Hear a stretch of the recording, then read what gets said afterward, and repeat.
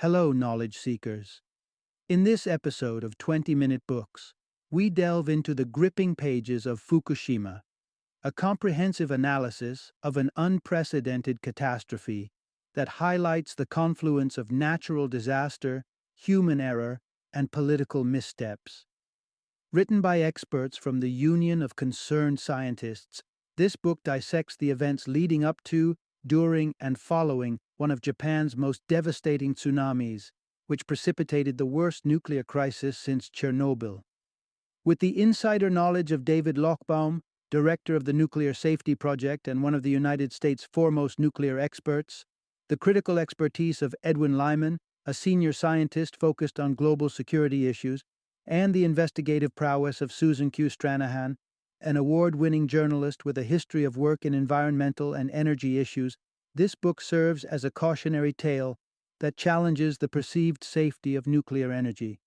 Fukushima is an essential read for anyone who maintains that nuclear power is entirely without risk, or for those seeking to understand the depth and implications of the Fukushima disaster.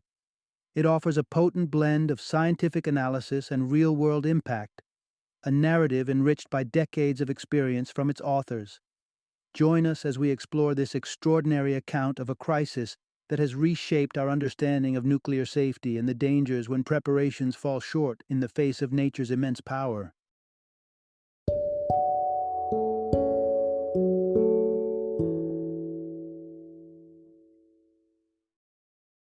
The Fukushima, the story of a nuclear disaster. Introduction. Uncover the truth behind the Fukushima catastrophe. Imagine the earth trembling, buildings swaying, and an unstoppable wave surging toward the coast. This was the terrifying reality on March 11, 2011, when one of the most powerful earthquakes to ever strike unleashed a colossal tsunami upon Japan. The natural disasters were catastrophic alone, but they were just the precursor to an even greater calamity: the meltdown at the Fukushima Daiichi nuclear power plant. In the wake of the tsunami, the Fukushima plant was engulfed by the ocean's fury, triggering a series of events that led to one of the worst nuclear disasters in history. Even though a decade has passed, the shadow of Fukushima still looms large. Questions persist. How did state-of-the-art safety systems crumble so easily? Did the lessons of past nuclear nightmares, such as Chernobyl, go unheeded? And what measures are necessary to safeguard against future nuclear tragedies? Delving into the specifics of the Fukushima failure, the following narration will lay bare the breakdowns that occurred, scrutinize Japan's response, and consider whether similar dangers lurk elsewhere, potentially threatening global safety. What if you knew something was terribly wrong, but your warnings fell on deaf ears? This was the chilling experience of an inspector at the Fukushima plant. Upon discovering a critical crack, a stark omen of potential disaster, the individual sounded the alarm, only to be muffled by those with power. The voices of caution were hushed, and the cracks in the Fukushima plant would later expand into chasms of crisis. Tracing the course of the meltdown is reminiscent of piecing together a crime scene, where every clue unearths another level of wrongdoing. How did the emergency precautions, designed to be infallible, fail in the hour of direst need? Implementing layers of backup systems surely should have averted calamity, yet the onslaught of water washed away these technological bulwarks. The chilling reality extends beyond Japan's shores. In the United States, warnings suggest that the diligence in monitoring nuclear plants might not be as rigorous as the public is led to believe. It stirs a disquieting thought. Are American citizens truly protected from the kind of mechanical and human errors that precipitated Fukushima's descent into disaster? Throughout this exploration, we will uncover hard truths and missed opportunities, seeking answers and accountability in the fallout of Fukushima. Let's piece together this complex tale of human error, natural power, and the urgent lessons that, even now, we struggle to grasp and act upon.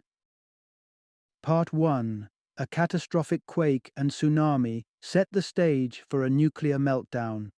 On the 11th of March 2011, Japan was shaken to its core by an earth-shattering quake, one that would leave an indelible scar on the nation's history. It wasn't just a tremor to be recorded in the annals of seismology. This was a disaster of epic proportions. Long ago, Japanese folklore spoke of a mythical catfish whose thrashing caused the earth to tremble.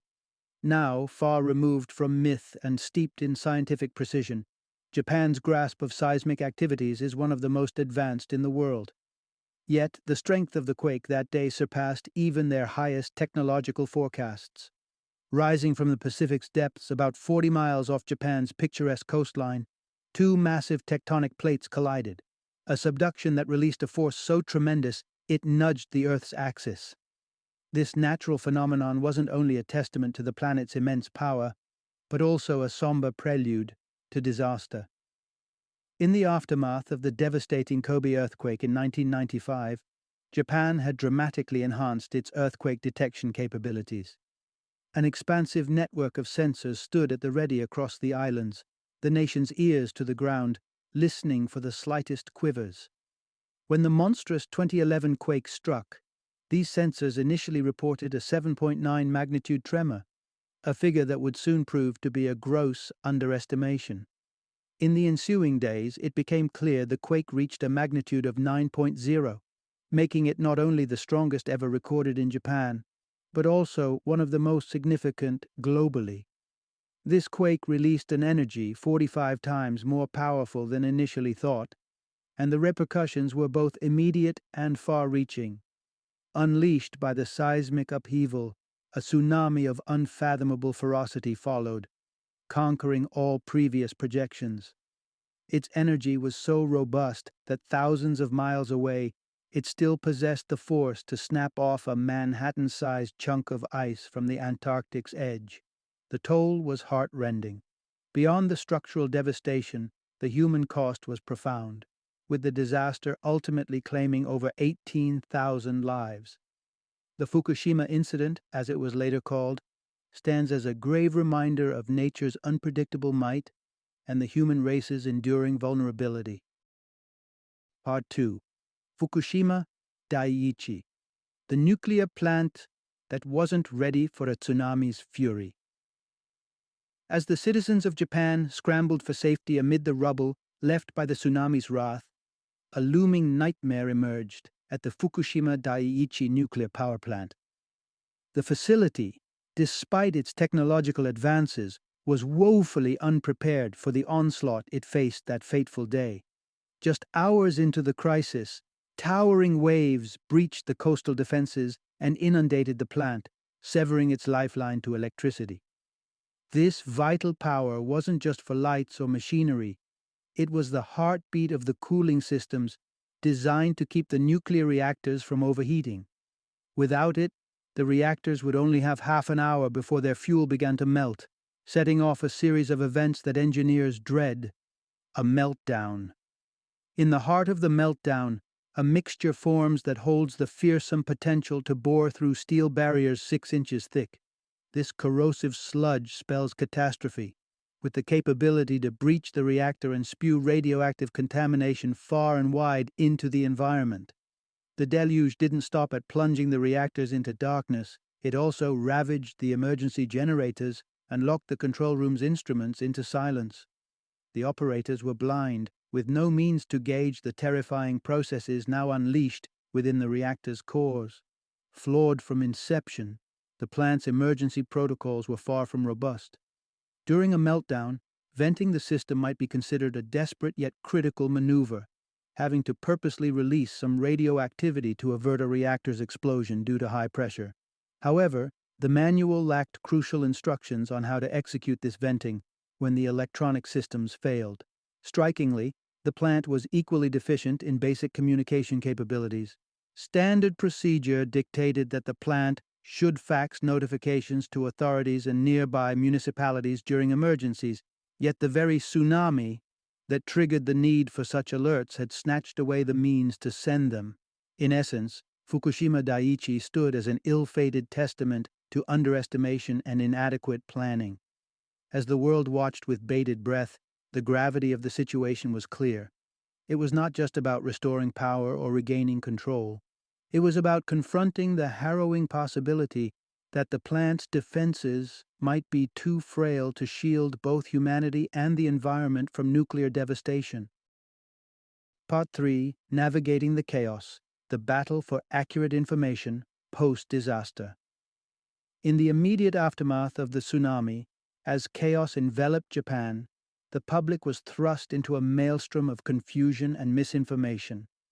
As the waves receded, the hunger for reliable news surged, yet the people were met with silence and uncertainty. The country had in place the system for prediction of environmental emergency, DOE's information, known as SPEEDY, a sophisticated tool integrating meteorology and real-time nuclear plant data to forecast the movement and severity of radioactive emissions. However, with the cut-off power at Fukushima Daiichi, SPEEDY stood crippled, unable to draw on the very data that would drive its predictions.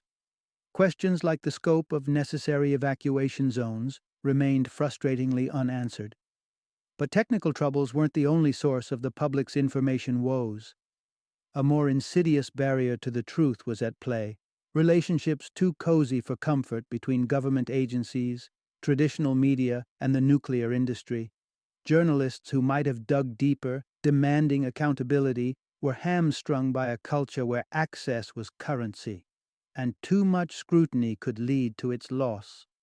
A scathing report from the Investigation Committee on the accident at the Fukushima nuclear power stations laid it bare. The government was clinging to valuable insights, insisting they weren't yet verified.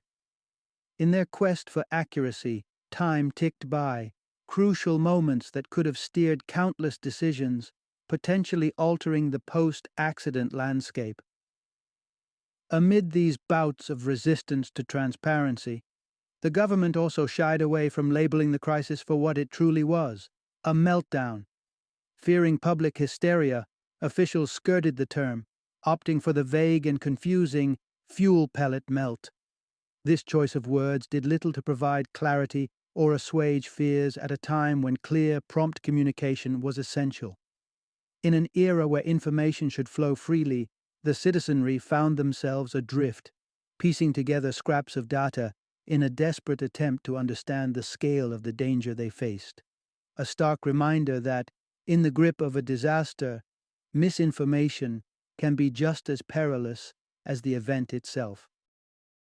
Part 4: Nuclear Ambition versus Regulatory Shortfalls. A dangerous imbalance in Japan. In the race for energy independence following the devastation of World War II, Japan turned to nuclear power, a path that promised self-sufficiency, free from the complexities of foreign oil and gas. With fervor, Japan erected a forest of nuclear reactors at a pace unrivaled by any other nation. Yet, as the reactors multiplied, the mechanisms of oversight struggled to keep pace, leaving a perilous chasm between energy generation and regulation. The intertwining of the nuclear industry with the halls of government has resulted in a regulatory landscape where impartiality stood compromised. In 2012, an exposé by Asahi Shimbun shone a light on this troubling nexus of industry and state. 22 members of Japan's Nuclear Safety Commission had been the recipients of generous donations from the very sector they were meant to monitor, totaling upwards of $1 million over 5 years. This incestuous relationship was further fueled by the practice of amakudari, where retiring bureaucrats from regulatory committees anticipate lucrative second careers within the nuclear industry. With their future prospects tied to the industry's goodwill, these regulators have little impetus to impose stringent oversight, a dynamic leading to a lax safety culture. The story of Kei Sugaoka, a nuclear inspector at Tokyo Electric Power Company, TEPCO, epitomizes the perils of this system. After uncovering a crack in one of the Fukushima reactors, he was pressured by TEPCO to hide the finding. Defying this directive, Sugaoka informed the government regulators, who astonishingly delegated the resolution back to TEPCO, the very entity responsible for the transgression. Sugaoka's whistleblowing was rewarded with dismissal. Beyond individual cases of negligence, there was a broader pattern of downplaying the inherent risks of nuclear power. Memories of Chernobyl's horrors were still fresh in the minds of global citizens, yet Japan's government and media fed the public a narrative of Soviet incompetence, insisting such a disaster was inconceivable with Japan's superior technology and training. This reassurance was far from the truth, as unveiled by a New York Times report in 2011. Over the years, multiple lawsuits challenging the safety measures of nuclear reactors were lodged against the Japanese government. All were dismissed, yet each echoed a common refrain: operators consistently minimized significant risks. According to seismologist Katsuhiko Ishibashi, the writing was on the wall. If Japan had heeded the issues spotlighted by these legal battles, the tragic narrative of Fukushima could have been rewritten. But as the tragedy laid bare, the cost of complacency was a lesson written in the harshest of terms. Part 5. The Ripple Effect: Fukushima's Economic and Social Aftermath. The Fukushima Daiichi nuclear disaster's echoes reverberated far beyond the initial shockwaves, sending ripples that upended Japan's economy and the faith of its people in nuclear power. The catastrophe's long shadow extended across industries and ignited a widespread public backlash. Only a fortnight following the meltdown, Tokyo Electric Power Company, TEPCO, found itself in dire financial straits, reaching out to banks with a plea for a staggering $25 billion loan to address the immediate damages. By the time April's cherry blossoms bloomed, government estimates grimly forecast that the disaster would carve a $317 billion chasm into the nation's economy through an exhaustive cleanup and reconstruction process. The tremors of the disaster shook the very foundations of Japan's food and agriculture sectors. Reports emerged of milk from the region bearing traces of radioactive iodine, 131, rendering it unfit for consumption. The revelations about the milk were a presage of greater environmental contamination fears, particularly for the Fukushima prefecture, where the fishing industry served as a lifeblood for communities. With news of radioactive leakage into the ocean, a pall was cast over the waters, threatening a sector that is only now, years later, beginning to see signs of revival. The turmoil and risk precipitated by the Fukushima incident galvanized civil action, prompting the largest demonstrations Japan had witnessed in recent memory. Yoshihiko Noda's ascent to the premiership came with the belief that he could reconcile the populace's fears with the continued use of nuclear energy. His optimism met reality as a tide of protesters flooded the streets of Tokyo, their voices united in demanding the immediate and permanent closure of the nation's nuclear reactors. Their outcry, however, seemed to dissipate against the walls of governance. Defying public sentiment, Noda's administration made a decisive yet controversial call to revive operation at the Ohai nuclear power plant's reactors 3 and 4. These reactors, located a mere 60 miles from Osaka, Japan's third largest city, resumed activity amidst an atmosphere charged with apprehension. The Fukushima disaster thus unraveled into a tale not only of catastrophe, but also of economic upheaval, societal disillusionment, and a citizenry profoundly shaken in their trust towards nuclear power and the decisions of those in power. Part 6. The uncertain safety of nuclear power in the United States. The shadow of Fukushima loomed large across the globe, and in the United States it raised a specter of doubt and worry. Could such a calamity strike on American soil? While the geographical and environmental contexts differ, the possibility of nuclear disaster is not confined by national borders. Americans sought reassurance from the powers that be, wanting to believe in the infallibility of their own nuclear safeguards. A testament to this concern came in March 2012, when the Nuclear Regulatory Commission, NRC, faced inquiries about the likelihood of a Fukushima-esque disaster in America. The commissioners unanimously downplayed the risk, citing differing circumstances as a buffer against such an event. Yet, such assurances may not be as solid as presented. Take, for example, the American reactors nestled downstream from sizable dams. Should an earthquake or a deliberate act of sabotage rupture one of these dams, the resulting flood could mirror the tsunami that ravaged Fukushima. Alarmingly, the NRC has acknowledged the underestimation of this risk for years without taking substantial corrective action. This inertia might stem from the NRC's decision-making process, which is tainted by reluctance and ambiguity. The Commission shies away from decisions that might cast doubt on its past assertions. Acknowledging a need for stricter safety measures, for instance, could inadvertently stigmatize older plants as hazardous, seeding public mistrust. The evolution of the NRC's language around safety illuminates this hesitance.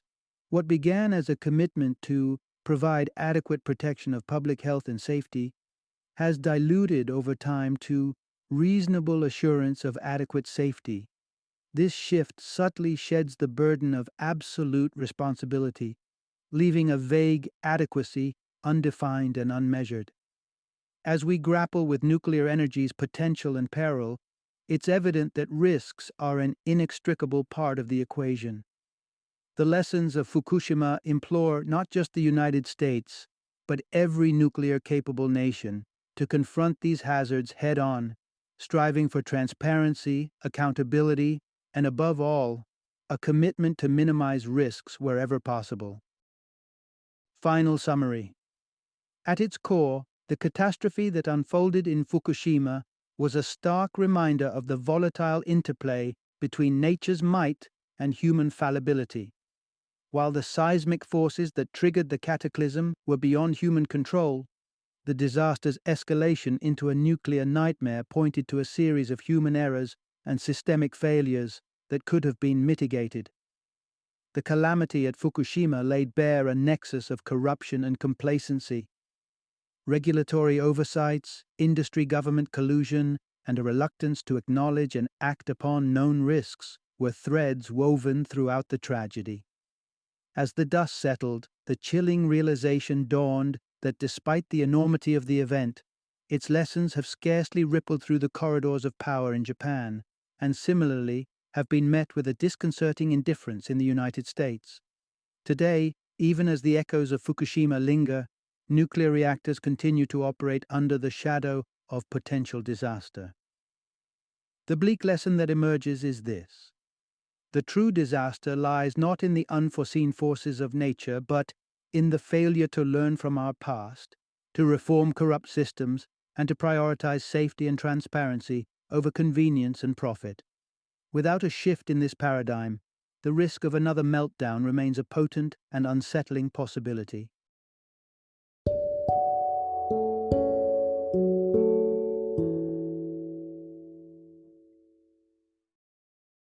Thank you for joining me today on this journey of learning and discovery as we explored the insights of another thought-provoking book in our growing library of knowledge. If you've enjoyed our time together, please take a moment to follow our podcast, give us a 5-star rating, and share 20-minute books with other knowledge seekers. Your support truly means a lot.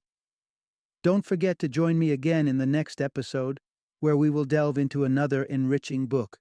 Until then, happy reading and happy listening.